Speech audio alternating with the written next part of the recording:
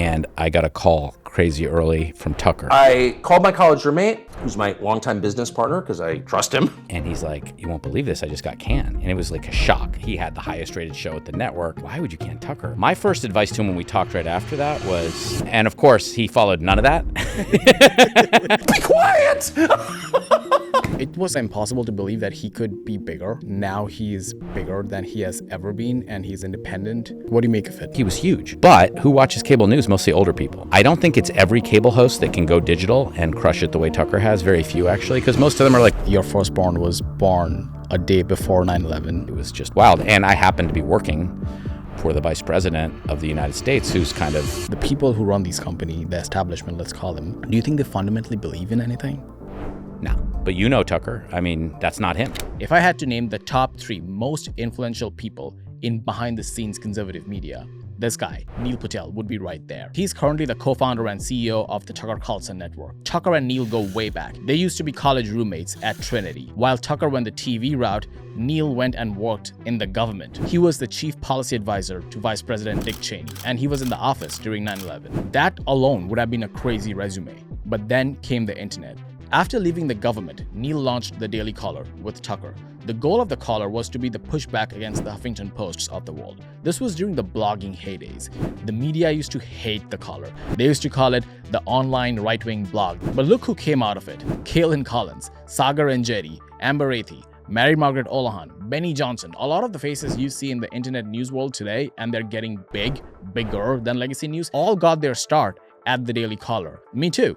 I was at the Caller. It was my first job in Washington, D.C. almost a decade ago. I spent 4 years there. Tucker and Neil were my bosses. I learned so much. Fast forward, almost 2 years ago, Tucker gets fired from Fox. What happens after that? Neil and Tucker get the band back together and start the Tucker Carlson Network. And now they're running laps around not just Fox, but legacy media in general, in terms of viewership, reach, and influence. We talked all about it. Him being in the office during 9/11, the Daily Caller days, and how he and Tucker are reshaping not just conservative media, but the news ecosystem. Here's Neil Patel.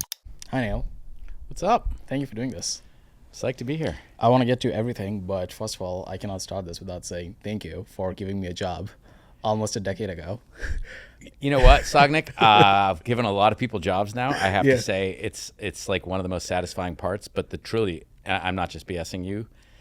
The really satisfying part, like the really fulfilling part, is when you give someone a start and you realize they're a really good person, you realize they're really skilled, you realize they're hardworking, and you see them, even if they don't stay with you, which obviously you're doing your own thing, but you see them just take off, and it's like, it's awesome to see, and especially when it happens to a great person. So what do you think? Couldn't be happier. What do you think it's about the Caller that it kind of became a goldmine of talents vis-a-vis, I don't know, Kaylin Collins, Sagar, Amber? Like, what do you think it is about Caller? I mean, the list goes on.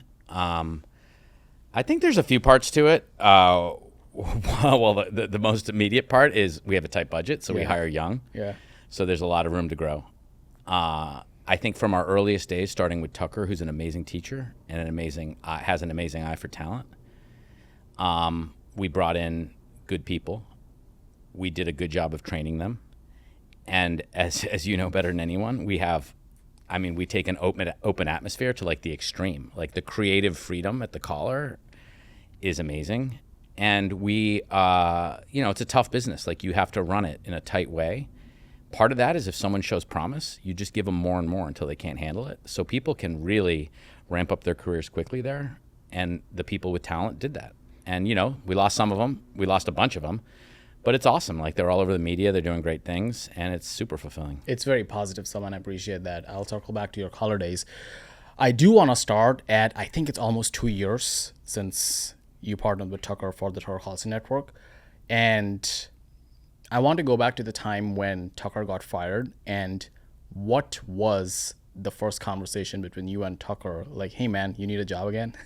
And let's get to work. So, Tucker has now been my business partner a couple times over, but as you know, predating that, we were friends, and we still are friends. I was in California. My son was going to school there, and I got a call crazy early from Tucker. And he's like, you won't believe this, I just got canned. And it was like a shock because he had the highest rated show at the network. He'd just had this dinner with Murdoch that he'd told me about that was kind of odd. Yeah. But besides that, I was like, why would you can Tucker? What is that all about? And we didn't really talk much that day because he was like, he still hadn't told his family. He's dealing with the whole thing. My first advice to him when we talked right after that was, you've had this amazing run. You can really do anything you want. And my recommendation is take a break. You and Susie go away somewhere, sit on a beach, decompress, think, and figure out what you really want to do. And of course, he followed none of that. He I think Elon called him that first day too, and he ramped right up with his Tucker on X stuff. Nice video, yeah. And thankfully or not, they'd canned his team with him, and the ones they didn't can were loyal to Tucker and left. So horrible to them personally, but for Tucker, I think that says something about him. But he gave him a team that was already in place. So they ramped up and they did some huge interviews before we were contemplating starting a company. And then I think he had a lot of thought processes of he got offers from all kinds of people to join platforms, to join other media companies. And then he and I had a discussion. It was really maybe a month or two after. And he said, I feel like I've got one more big run in me. And I told him I felt the same way. My kids are all adults now. I have 2 in college. 1 is working in New York. The only reason I ever really felt like not working was to spend time with my kids. And now that's harder to do. And I'm pretty young and I have a lot of energy. So I just felt like one more huge swing, something fun and busy and try to build something real. So we talked about it and we decided to jump into business again together. In hindsight, looking back through the chapters, Tucker has been with various news companies. And during the heydays of Fox, he had the biggest rated cable show in America. It was kind of sort of impossible to believe that he could be bigger. And now he's bigger than he has ever been and he's independent. How do you figure all of that out? What do you make of it? Well, I just think the media landscape is changing so quickly. It's been changing ever since the earliest days we started the Caller. Obviously, the advent of digital just changed everything. It took all these old business models that were very established for decades, really, and it just destroyed them, and it's the Wild West now. People are trying to figure out what works. I think in Tucker's particular case, he had the biggest show in all of cable news, at Fox, but also in all of cable news, and I think the biggest show in the history of cable news. So he was huge. But who watches cable news? Mostly older people. And I don't think it's every cable host that can go digital and crush it the way Tucker has. Very few, actually, because most of them are reading prompters, right? They're just really good at reading prompters. Yeah. But Tucker, that's not him. He's a really original thinker. He's constantly thinking, constantly evolving, and people see in him a guy who's struggling to try to figure out what's going on in the country at a time when it's changing so fast, and there's just an authenticity to it. He's changed his views on so many things. Because he sees, he travels the country, talks to more people than anyone I've ever met, and he's trying to figure things out, and he's curious. And so he had a natural just ability to move to digital. And the real thing that opened up was younger people, because they're not watching Fox. They don't have cable subscriptions. And I think, we don't have the data on how his Fox clips did on digital. My guess is he was crushing. Yeah. And all I know is today he's crushing, and I think it's for those reasons. How do you think his politics has changed during that time, having left Fox? Oh, since Fox? Yeah. Since I've known him, yeah, he's a pretty standard issue Republican. Yeah. I guess Reagan Republican you would define it as. And man, I don't know if I know anyone who's changed their views as much as Tucker. And I think there's cynical people out there, mostly on the left, some on the right, who think he's chasing clicks. He went digital and he knows where interests are. I've known the guy my whole adult life. He's truly just trying to figure out. He sees a country. He comes from a pretty, but he lives in a pretty working class part of Maine, one of the poorest parts of the Northeast. And he's seen what happened to his community.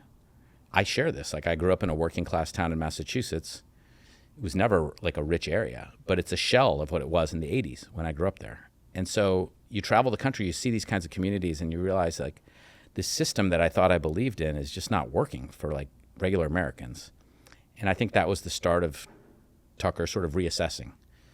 And now, man, he has, if you look at his views, like a lot of the New York Times type pubs who just, basically lie for a living at this point, they keep going more aggressive in their description of Tucker. It's like conservative commentator, Tucker Carlson, right-wing commentator. Now it's like ultra right-wing.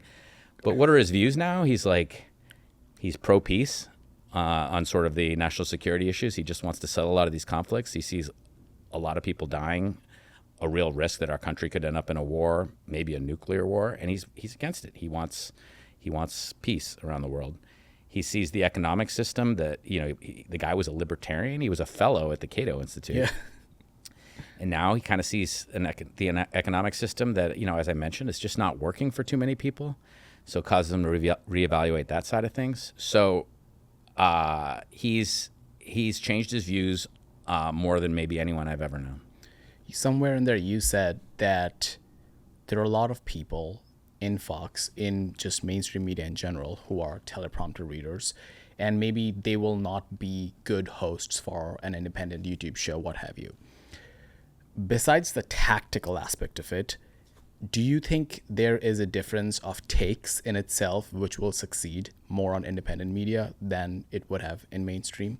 Like what kind of take, what does your politics need to be to succeed in independent media? Do you think there is something to it? No, I don't. What I do think there is something to is authenticity. People can smell it. Yeah. I don't think it matters. I think it can be done on, regardless of your political viewpoint. If people can tell that you're trying to tell the truth, yeah, especially today, there's so much lying going on. There's so many of these institutions that we all thought we could trust that people are realizing you can't trust anymore. And people don't know what to believe. And if they see somebody out there, I don't really think the politics or the issue set matters almost at all. Is that person trying to tell me the truth or not? And I use the word trying because Tucker acknowledges he's doing his best to set forth what he thinks is going on in a really complicated world. And that's why he'll change. If he realizes, hey, I was wrong about something, he'll say it. He's said it on a number of issues. That's refreshing for people. And I think a key. Also, you got to be smart. Like Tucker has always read more than anyone I've known. He studies history maybe more than anyone I've known. And he really puts some effort into this, trying to figure it out.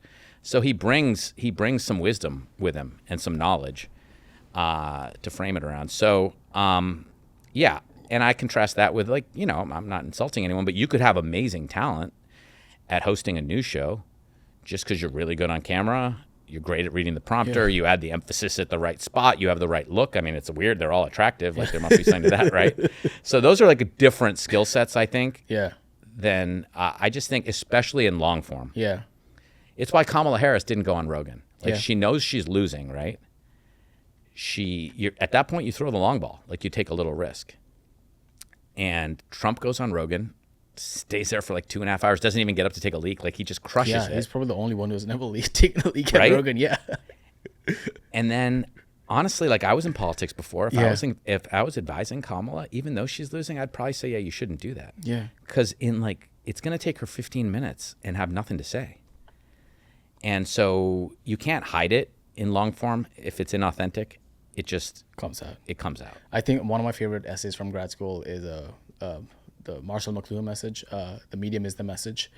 And the point basically is that the medium matters as much as the message matters, and you cannot outsmart the combined IQ of the comment section. And people will sniff out immediately if you're for real or Fugazi. And that's exactly the reason Kamala did not go on Rogan. And you know what? Credit to her, whatever. She lost, but she made a smart move there politically. I want to talk to you about having ran Daily Caller and now this, now Tucker Carlson Network. How do you think the media landscape has changed regarding how you optimize for success? Because I still remember being at the Caller and Facebook turned off the spigot overnight and the whole industry changed vis-a-vis referral clicks going away. And now the landscape is completely different. What do you make of it? Yeah, I mean, it's profoundly unfair. So what year did you get to the Caller? Kavanaugh. So 2017? Yeah. So we launched in 2010. Yeah.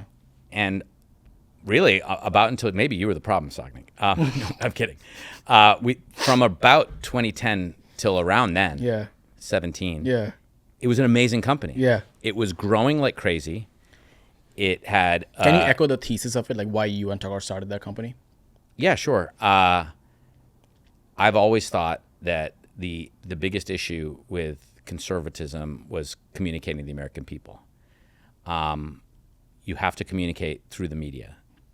And the media, when we started, it was just biased. Now I'd say it's flat out corrupt. The level of lying is just out of control. But even just in a biased media, it's very hard to get your ideas across, especially in complicated issues, if you have to go through this lens of this sort of biased media infrastructure.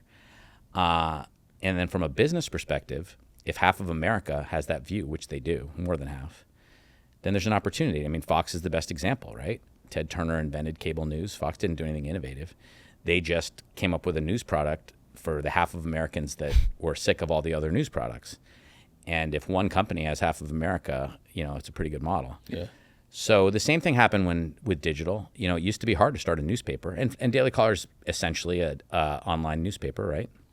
Reporters, editors going out to events, interviewing people.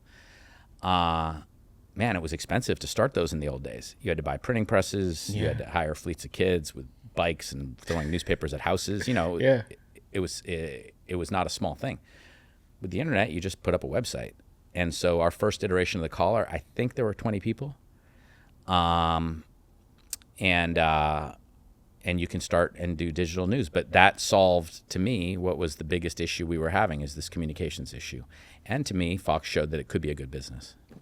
Going to the Facebook timeline, how do you think that whole changed? So, yeah, as I mentioned, the first few years were amazing. Yeah. I think partly for the reasons I stated, partly we did a really good job. We broke a ton of news for a small outlet. Tucker has some of the best news judgment around and is a really good teacher, and he was running the news side of it. Mm-hmm. And we had a bunch of huge national stories from a tiny little publication in D.C., and it helped us grow. And we never spent marketing money. We just grew that way. And then as you grow and you're into it, you kind of you start understanding just like the blocking and tackling of digital media. Yeah. So, for instance, once you have some scale, in the old days when it was more fair, the main measure in the Google algorithm for search results was the scale of your site, right? Like how big is the site? How many people are going to it? How many other sites are linking to it? Well, with a news site that develops an audience, you get some pretty big clout for search. So we really focused on making sure we structured the site so the Google crawler could efficiently go through our site at a regular basis, making sure everything was the right length that Google liked. Just all the basic blocking and tackling. And pretty soon we were getting 20% of our clicks from Google. Same thing on Facebook. We really leaned into Facebook. We knew it was a platform that people, first of all, that was predominantly conservative leaning as far as the user base. Not all, but a lot of conservatives are on there. And second of all, that was leaning into news. So we spent a ton of time building up a following on Facebook. And around the time you joined us, we were getting as many or more clicks from Facebook than the New York Times. So when you add it, 25% of our traffic or so.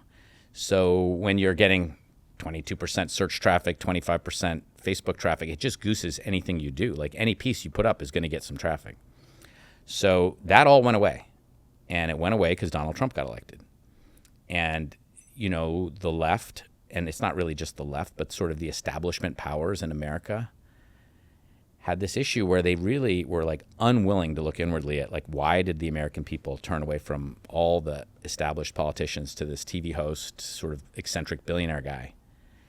And instead of maybe thinking about the policies they were espousing or just the way our system is structured, it was easier to come up with really just silly excuses. I don't know, it was $200,000 of ads on Facebook that some Russian bot, or it was these platforms. And so the platforms came under intense pressure to really squash anyone who was even marginally fair to Trump. And that's all we were ever. We were always trying to be a news site, and I think we were trying to be fair to everybody. And we got caught up in it. Our Google search went from 20-something% down to 1%, maybe? If even, yeah. Maybe. Yeah. If you don't add Daily Caller to the headline, you just can't find the content. There was a very specific time where you can repeat the entire headline, copy paste it on Google, and not add the word Daily Caller, and the link would not show up. Yeah, you find a bunch of other a lot of guys who are aggregating our content, which is really frustrating. So both of those went away. It changed the business fundamentally, and it went from a high growth business to a really you got to just From the work it from the hard. from the vibe shift of it all, do you laugh at how different it is regarding how they have changed their tune regarding Facebook, Mark Zuckerberg leaning into bro culture, like we're talking about before recording, Spotify now wanting podcasts which are right of center, or YouTube being much more open to quote unquote the dialogue. My question is, do you think the people who run these companies, the establishment, let's call them, do you think they fundamentally believe in anything? No, by and large, no. I mean, I think some of them, they're obviously different categories. Yeah. I think a bunch of them just want to make as much money as they possibly can and kind of be left alone. So if the organized left is after you in America, they just want them to go away. And if all they have to do is like squash the traffic of the Daily Caller and a few other little conservative sites, like fine, we'll do that. Just leave us alone. I think there's that aspect. And then I think they have sadly hired some true believers, some like real lefties. Some of these companies have, a lot of them are in California. They have these, I don't know, safety offices, that are just staffed with like diehard leftists who are not at all trying to be fair, and who will punish you. So, and they come up with these excuses. They'll say, "Oh, well, you're not on our preferred publishers list because you've only been around for a few years," or like they always find some way to mask it. But do I believe there's like been a genuine shift? Not really. That was a platform aspect of it. Something which I find fascinating is from the advertiser end of things. Back at the Caller days, there was this economy of companies which are willing to support these other kind of voices, and now there are woke capitalism, all of that stuff. How do you think that has changed the political media landscape per se, which is now there are companies which are actually invested into this other half of America, and now political content creators can actually use those to actually build a business around it? Yeah, it's been an amazing, I talked about the platforms and the pressure they're under. The same thing happened with corporate America. So, I think it goes back to, not to get too deep about it, but like it goes back to the problem in our colleges. So these colleges are just getting more and more woke. They're sending out all these sort of young marketing type staffers to all these big companies. And so sort of the Madison Avenue world is very left leaning. And so these companies that should be mainstream are like going farther and farther left, obviously epitomized most acutely with the sort of the Bud Light trouble they got themselves into, calling their own customer base fratty or whatever they were, and sort of making clear they're embarrassed about the very people buying their beer. I think after that, there was like a pullback. I think corporate America sort of started realizing, wait a minute, we're going too far. We were letting these like crazy young woke marketing girls like go too far with all this stuff. So there was somewhat of a pullback. But the part you're asking about, sort of these new brands that are coming out, I think there's some hope there. Because corporate America went so crazy, and because, Target is trying to push like transgender clothing on 4-year-olds and all this really like kind of truly insane stuff. There was a market reaction, which is new companies formed saying like, we're not down for any of that. And we are going to be made in America, and we're going to be pro-American, and we're going to, we're not going to espouse these just whack-ball ideas. And so for those, and there's all kinds of names for it. People call it, the Patriot Economy or the innovation economy. Like there's all these different names for it. There's some new financial groups that are trying to invest into it.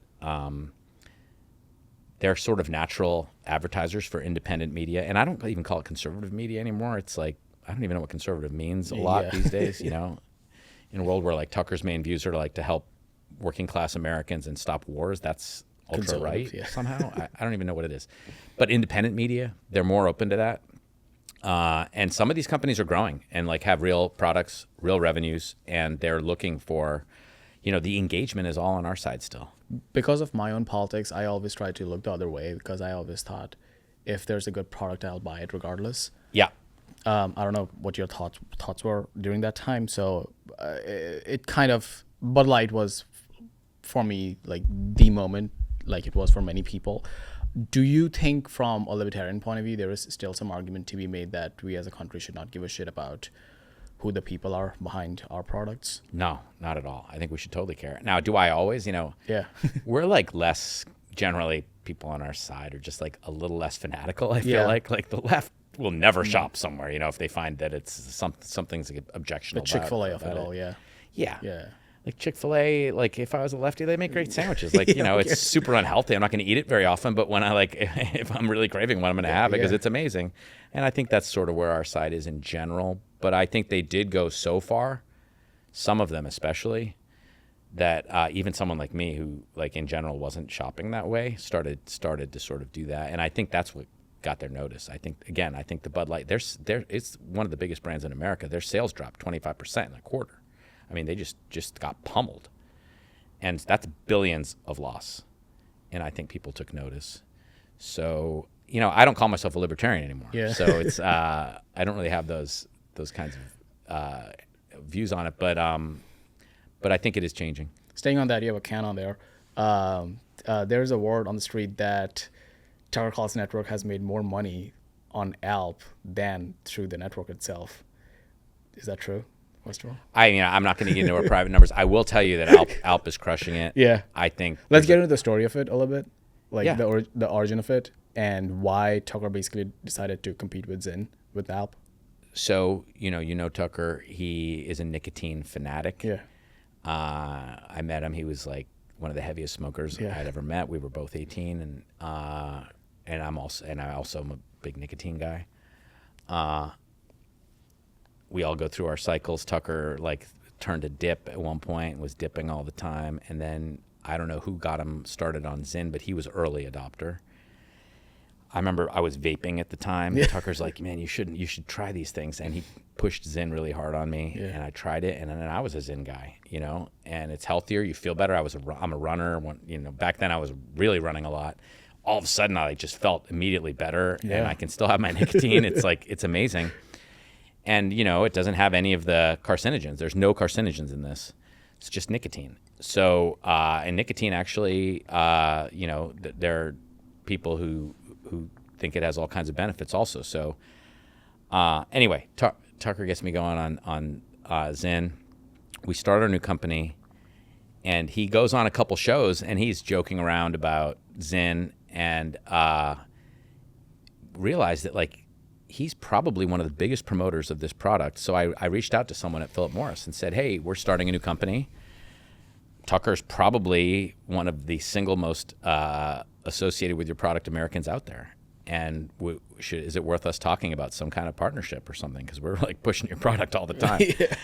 And I got, I guess the technical term would be douchiest note back you could ever get. And it was we do not approve of the way Mr. Carlson has been speaking about our product. It's such a PR email. And we don't do marketing relationships. And it was just unfriendly and a very Washington type. So bad that I didn't even tell him, because I was he's going to just be pissed. And it's just one of his favorite products. You don't want to bum the guy out. Yeah. And I don't know, it was a while later. He's like, whatever happened when you reached out to Philip Morris about ZYNN? And I was like, oh, you don't want to know. It didn't go well. And he's like, no, I do want to know. What happened? So I read him the note, and he goes crazy. He's like, I can't believe I've been supporting these people. And they're just corporate douchebags. And then we started researching it, and, they gave all this, money to Democrats and Kamala. They have all these woke DEI policies. And it's so it gets back to your earlier question, is that the kind of company you want to support? So Tucker's we need to do something about this. And so I did a deep dive. I met with everyone I could who is in this business to try to find someone we could partner with. So much of America, it's totally corrupted by the regulatory system. So they have it set up so that unless you've already been in the market, you really can't get in the market now. The way it gets wonky, but the way the FDA has structured it. So I talked to everyone who had products out there or who had approved FDA, not even approved, but filed. You just have to have filed by a certain date. Anyway, tried and sent to Tucker to try, and he's a true aficionado. And we ended up partnering with a company that we thought had by far the best stuff out there. And we created a joint venture with them, and it's been amazing. We really do all the marketing. They do all the production of the product. And we call it ALP. And it's right here. And it is taking off like crazy. Why? I think, honestly, as like a true connoisseur, like I love this stuff. Yeah. And Tucker, even more so. Yeah. We found it. We have the best product. Like anyone who loves ZYNN, and I asked them to try ALP, it's like, oh my God, This is so much better. This is so fascinating to me, not because of just like the media aspect of it. I got to throw one in, man, as we're Go talking for about it. Yeah. LP is lip pillow. What is A? Well, people call it American lip pillow. That makes a lot of sense. Let's call it that. This I don't know. Like I remember those days of color, and the saying was in the media circles, "Hey, conservatives are bad at media." Right, the people who are obsessed with Ben Carson portraits at CPAC, the weird people, and they're bad at media. Only Fox News knows how to do it, and all these podcasters, they're kind of like weird right-wing ghetto ecosystem. Compared that to everything that happened last year vis-a-vis podcast election, and it kind of became normalized to have these takes, not only just to have these takes, but also espouse them online, and it kind of became part of the culture. And I think Tucker was a big driving force in it because he wasn't just viewed as a capital J journalist; he was an influencer, which is a huge difference regarding how you reach the normie like content consumer who don't give a shit about the Federalist Papers. Like, what do you think unlocked that door, not just for Tucker, but also for the entire right side of the aisle? First of all, I would question whether like conservatives are just bad at media. I mean, I can't think of a more challenging business environment when fair, yeah. all the advertisers collude to say they're not going to do business with It's you. rigged. All It's the, rigged for all sure. the big Yeah. platforms Yeah. collude to Yeah. say they're not going to do business with you. Your revenue constrained from the start. It's just really hard. Like it is. It's rigged. Yeah, it is what it is. It is. You know, I feel like I'm pretty good at running businesses these days, and man, you know, the caller's always like eked out a small. We've always stood out by like eking out a small profit in the beginning, much better. Like before we had all these constraints, it was a great business by just plain business metrics. But even now, we can eke out a small profit. I think you've got to be pretty good actually to do that. And it's just so many. The deck is just stacked so far against you. So what's the big thing that changed? Elon. Yeah. I just think having a single free speech platform that was somewhat fair just allowed access back to the audience. I mean, we have, you know, the Constitution guarantees us free speech, but you need a way to execute on that. You need a way to get in front of people. And only word of mouth is a tough way to go. I mean, you can do it. Like people have grown with even before Elon did it. It was possible to grow, but it's really hard unless you have like a platform where you can get out there and reach people. So I think that was the big difference maker. I think him showing, having the courage to do that kind of put a check on the other platforms, and then they started opening up a little bit. And in even a marginally free environment, people are looking for the truth. People are looking for like that authenticity and that level of entertainment. And by the way, like the left stuff and like how weirdly prudish it is, and like How monetary, and just fake. Yeah. Like it's just not good for media. So on any sort of even marginally level playing field, I think sort of the independent, engaging people are going to rise. I want to change beats real hard and go back to your time in DC, which is, a lot of people don't know this, but your firstborn was born a day before 9/11 when you were in the Bush-Cheney administration. Yep. I want to get to everything that ensued, but can you walk me through that day?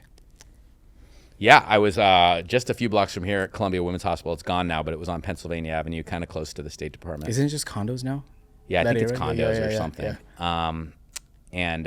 Yeah. My daughter was born on 9/10/01. Yeah. So it's the next morning, and I go out for coffee, and there's a hotel across the street, and I go into the hotel bar to get coffee, and I literally look up at the TV screen, and they're replaying the plane crashing into the Trade Center. So, you know, it's like a weird, dramatic, kind of emotional moment because you have your first child, and that's a very emotional kind of experience. It's about as deep of an experience as you can have as a human, right? And then all of a sudden, like we feel so safe in this country. You know, we have these huge oceans protecting us, and all of a sudden, like our actual homeland's getting attacked. It was just wild. And I happened to be working for the Vice President of the United States, who's kind of in many ways running the defense of the country at the time. So it was pretty crazy. And I got a call, I think it was that day so all my colleagues at the White House were like, either ushered down into the bunker, which had been classified before, but that day became a publicly acknowledged that there was this bunker under the White House, and people either got shuffled down there with Cheney to help with the response or got sent home. And I remember the story. I wasn't there that day, but there was like this super nice, kind of geeky uniformed Secret Service guy who was on our hallway in the executive office building. Totally mild-mannered dude. And all of a sudden, that guy like pops up with a machine gun in his hand, and he's like, "Run, fucking run!" And people are like, "Oh my God!" And everyone's running out of the EOB. It was like a dramatic time. Yeah. But and for me, just like the craziest mix of emotions because all that's happening. And I got a call soon after saying, "Look, from Scooter Libby, who's a friend and mentor, saying, your daughter's was just born, and we're so happy for you and congratulations. But I need you to join us soon. So like take some time with the family. Let me know, but soon." So like within a matter of days, I was leaving, and Did you rush your wife home at the moment?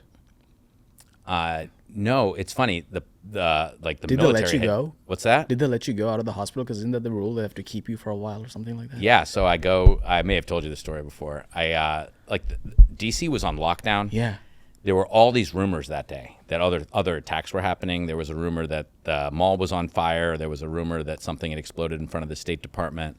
Tucker was at CNN at the time. I'm on the phone with him. He's telling me about all these other things they're hearing about. And I'm thinking, like, being at this hospital on Pennsylvania Avenue in the middle of everything is not really where you want to be.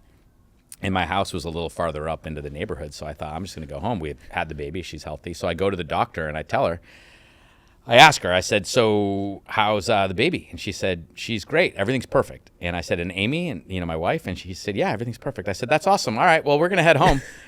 And she's like, "No, you're not." And my wife was in the room. And I was like, I was totally taken aback. And the way she said it was like she was ordering me to do something. And I was like, so I think my literal, what I said, "Well, you're not my mom, and I don't have to listen to you. Yeah. So we're going home." Yeah. And I think I said it in a little more aggravated way than I just did here. And she's like, "Don't get hysterical." And I started yelling at her. And I look over at my wife, who's just had her first child, and she's like crying in bed. And I was like, "Oh, I have to just like lay off." And we stayed for another day. And then we went home. Most of my friends who are in politics are a few years older than me. I'm 29. And their reason to work in politics has something to do with either 9/11 or everything that followed after that. Yep. And that's why they got into politics and or journalism. It's obviously fascinating because you were in the administration. How did your own politics change during that time? My politics have changed on almost every level pretty substantially. I loved what I did back then. I think there were a lot of good people involved. I think we made a lot of mistakes. I don't think we left the country better off than we found it in a lot of ways. And again, I very much respect and like a lot of the people I worked with. But the traditional policies of the Republican Party were not serving people's interests. I mentioned my hometown, which was never a wealthy place, but which is a shell of what it was when I was a kid. So I think on the economic side, probably the biggest mistake we made was the trade stuff with China, and Bill Clinton had started that. But we had a lot of debate about it in Washington, and there was this theory that if we open up trade with China, it'll push them to kind of moderate and start respecting human rights and treating people better and all this stuff. It didn't work. And what it ended up doing was hollowing out America. You can't have like a highly developed welfare state having completely free trade with a country that's almost using slave labor. Like, what's going to happen to the people who make things? They can't compete with that.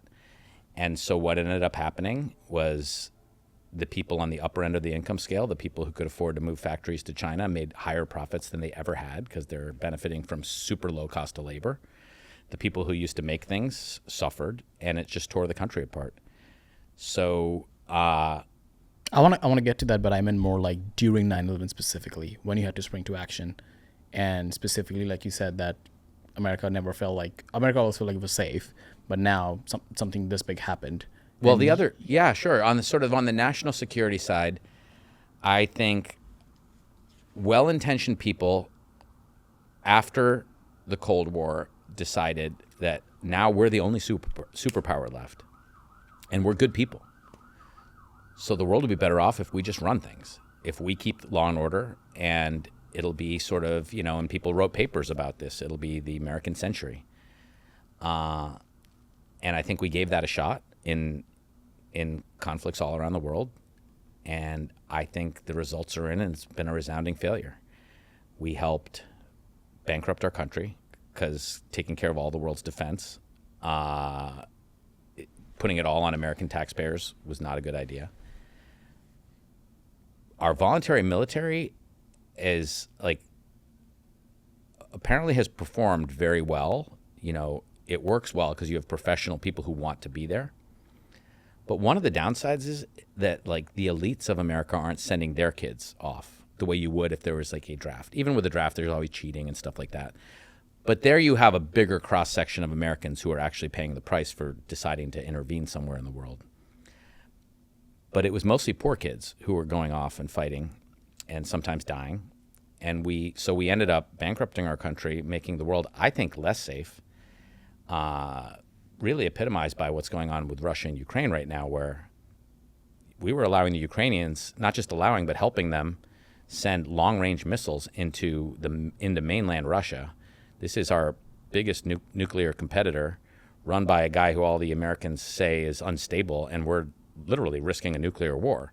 So we're making the world less stable. We're taking our national finances and putting them at risk, and we're tearing apart the country's social fabric by having all the poor kids be the ones doing all the work. So I just think it hasn't worked, and whether it could have or not, I think now the results are in and we know it didn't, so we have to shift.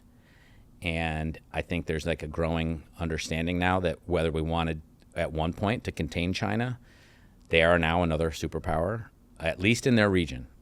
And it's going to be a multipolar world, and these competing power centers around the world are going to have to learn how to work with each other. Having been in the power when this whole arc of conversation regarding foreign wars started, what was your reaction during the Biden Afghanistan withdrawal?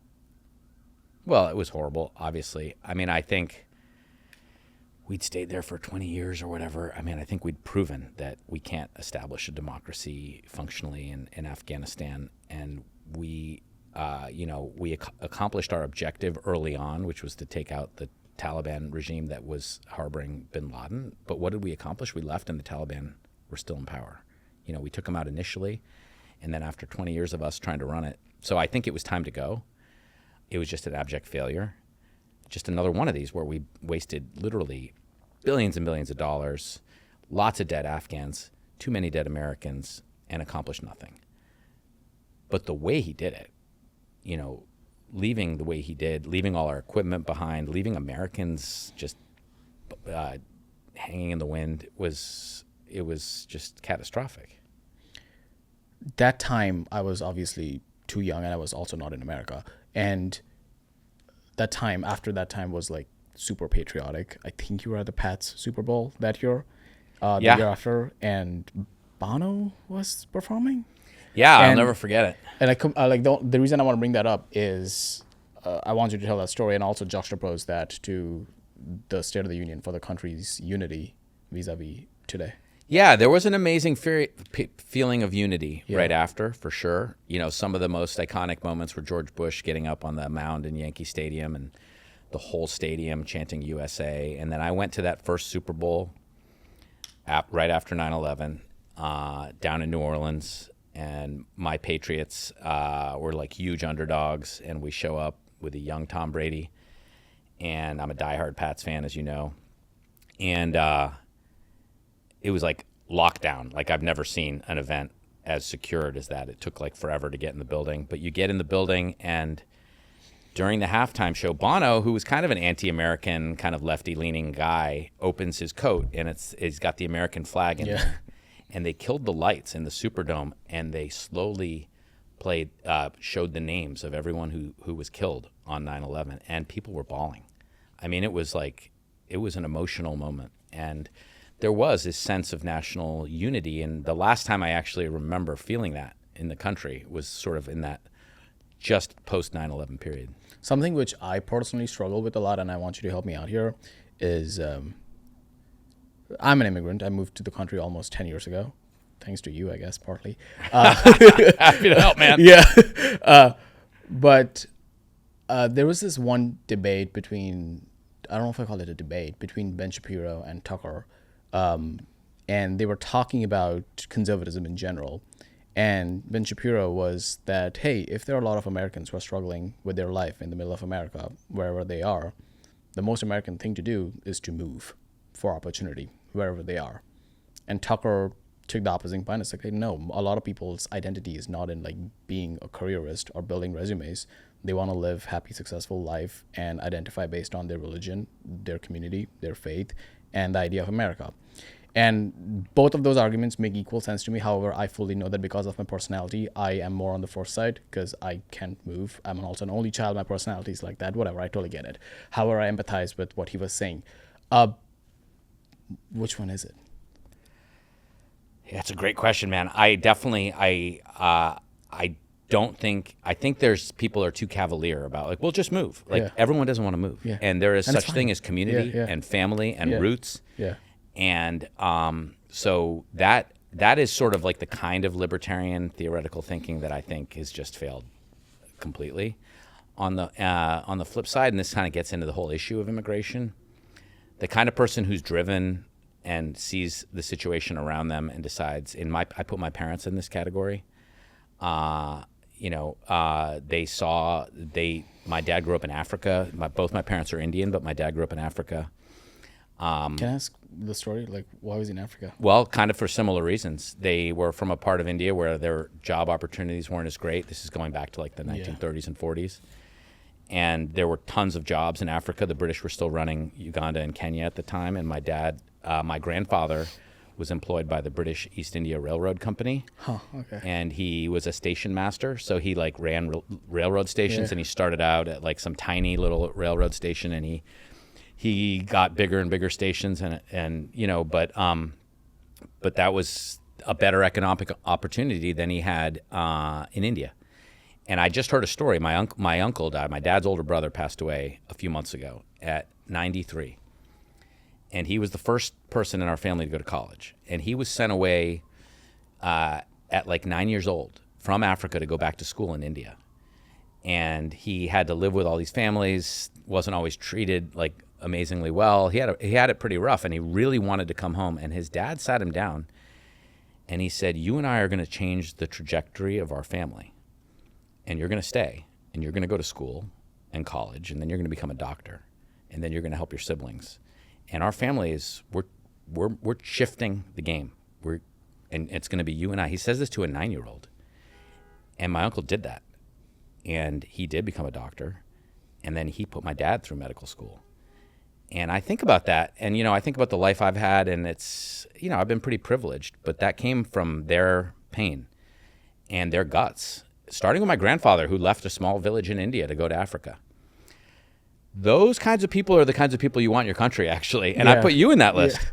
Yeah. So I'm for immigration when done right. I think we've done it so wrong in this country. First of all, we're letting in like just anyone who wants to come, whether they're a criminal or not, which just makes no sense. And second of all, you need some assimilation. You can't just do it as fast as we've done it. And you have to especially find areas where like the country could benefit from it. So I have definitely mixed views. I think the Shapiro kind of argument is just way too libertarian theoretical to work for most people. But I do think there's a class of people who are super driven and who will go and seek a better life, and who are willing to work for it really hard. And those people are difference makers. I think that's like one of the bigger fractions in MAGA. So like in my opinion, one of the biggest reasons why MAGA won was because it was a bigger coalition of the Ben Shapiros of the world and the Tucker Carlsons of the world. And they had, they overlapped in their hate towards the blue-haired people. And like, hey, those pronouns people, we hate that. Yeah. Let's defeat that, and we'll figure out the rest. And during the H-1B debate during December, there was the first time we realized there's a fracture here, the libertarian right and the MAGA right. Do you think it's a happy marriage or an ugly divorce? I think, I don't know the answer to that. I do think the H-1B issue is like actually a great case study in all this. Yeah. So I just kind of set forth that I'm in favor of immigration in the right circumstances. I'm a beneficiary of it.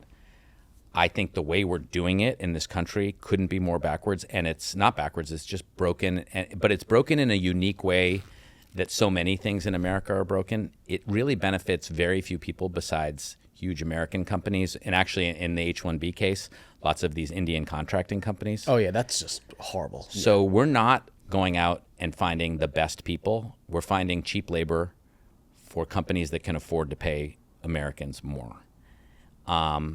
If we had a system where it was skills-based and you could come here, you should be able to come here. If you come here, you should be able to start a company. You should be able to do what you want to do. You should not be indentured to some huge company that has a huge profit margin already just to make it that much better. That's the H-1B system we have right now. It's not bringing like the most high-skilled people from around the world. It's just bringing cheap labor that's needed by huge multi-billion-dollar multinational companies. So it's just broken. I think a functioning high-skills system would be great. Looking back in your career, where do you think you did the most service to America? Was it during your time in the government or having influenced so much of the commentary around conservatism? Oh, I don't know. I'll leave that for someone else to judge, I guess. I've always... How'd you look back on both of those two things?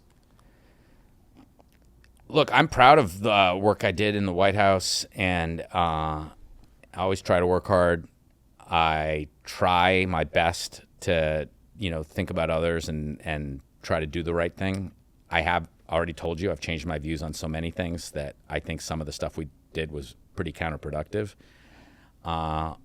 On the media side, I do think we're in this period now, which is just, the change keeps accelerating. I think it's healthy. I think we've needed it. But I think independent media has played a huge role in that. You mentioned this sort of growing coalition that led to the moment we're in with Donald Trump winning again. And I think you're right that these coalitions came together, but they're even broader. You have like this whole MAHA movement, which a lot of those people were kind of left-leaning. Yeah, they're like right? hippies, yeah. But they were right about the state of American food and like big food. This is, again, it goes back to what I said about H-1B. It's these huge multinational, not very American companies often. Most of them have like bigger sales interests overseas now than they do here, but they still dominate Washington. And in the food area, in the pharma area, there's some corruption, more than some. And so that MAHA movement grew out of that and joined in, because it's just like all the reformists decided we're getting together. They don't all agree on everything, but they agree that the system's broken.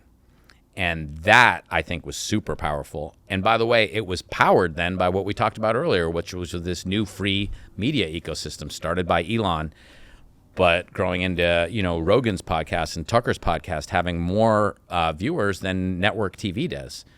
So all these things came together to create this moment, and I did have a small part in some of that, and super proud of it. I think it's been amazing. A lot of times people's politics are defined by what they're not, and I'll give you this quick story, which is in New York, I'm trying to get this nonprofit of sorts getting started for immigrant founders who want to move to America and build companies here, hire people here, and benefit people here, and I'm very, very clear about my motto. My website is super like American branding. The name is called Making in America. This immigration law company came to me and they were like, hey, we like everything. However, this is a little too like rah-rah, red, white, and blue. And I just realized very quickly that it's not only just immigration law companies, but a lot of corporate companies. There's this angle of like citizens of the world. And all of this. And I was like, no. I very intentionally moved to this country because I like this country. Yeah. And I was like, okay, so I now know when I'm 29 years old that what I'm not and what I don't want to be. 100%. And it's so like, as an immigrant, your politics sometimes gets like tested to its most ends. Like, oh, you're immigrant, you're brown. Why are you not a liberal? Yeah. My family, a lot of people are left. A lot of people in New York City are obviously left. So a lot of times my politics got like really tested. Post Daily Caller. But at the core, I think I want to end this here is that I was super, super, super grateful that the first group of people I encountered after moving to America was the weird Richie McGinnises of the world. Yeah. We had an amazing crew. And I remember you, I think you started volunteering for us and you were like working in a bar on the side.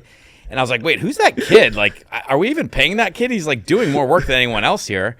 And, you know, you came and you posted, you know, and then you needed some help on the immigration side. And I'm like, yeah, absolutely. Look, I love all that stuff. Yeah.